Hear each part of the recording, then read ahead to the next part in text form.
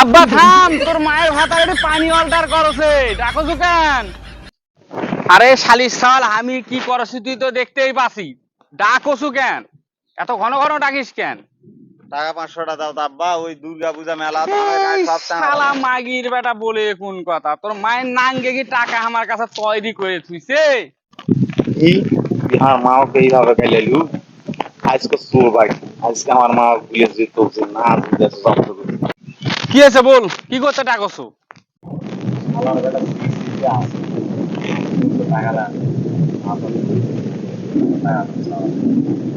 আব্বা হ্যাঁ বল রে বেটা। তুমি কি জানেন আমি ম্যাজিক শিখাইছি? তাই? হয় এমনি তোমার 3 টাকা চানো তাই 10 টাকা দিলে 20 টাকা হবে, 500 দিলে 1000 হবে, 5000 দিলে 10,000 হবে। কি আমার বেটা ম্যাজিক শিখে আইছে? তাহলে তো আমি আজকে ধনী হয়ে যাবো রে। হ্যাঁ তুমি আগে 10 টাকা দিয়েই দেখো। তাই? 10 টাকা? এই যে বেটা, এটা করে হাত বাইর করে চোখ মুজে থাকা লাগবে। ও আচ্ছা। শালার বেটা কাছে কেমন করে শব্দ করিতে।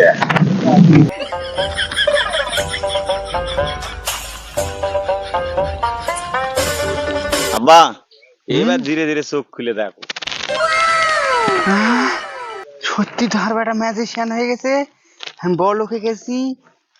দেখছেন আব্বা আমার কথা মিল পাইলেন? মিলিছে সত্যি বারো। তুমি কি বড় লোক হতে চান? হয় বেটা, আমার তো স্বপ্ন বড় লোক হওয়ার। যত দিবেন তত ডবল হবে। তাই বলছি, যত আছে ভরসা করতে পারছি।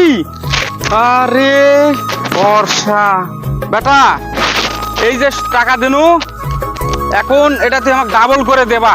চোখ মোজা আব্বা। তাই বলছু? হ্যাঁ আব্বা হ্যাঁ বাবু, কথা বা টাকা কিন্তু মেলা গুলো, এই টাকা ডবল হতে কিন্তু সময় লাগে। আচ্ছা তোর যতখানি সময় লাগে ততখানি চোখ মুজে থাকা আমি না বলা বন্ধ খোলার দরকার নাই।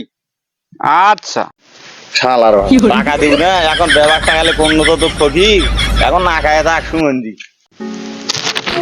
আরে বেটা তুই কোনটি গেলু? আরে বেটা তো না, এডি চোখ খুলে দেখবই নাকি?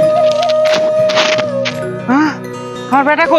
হ্যাঁ বেটা, থাম বেটা থাম। আরে বা যাইস না, আরে শালি। না আব্বা না, আজকে আমার থামার সময় নাই, কালকে তোমার সাথে দেখা হবে। কালকে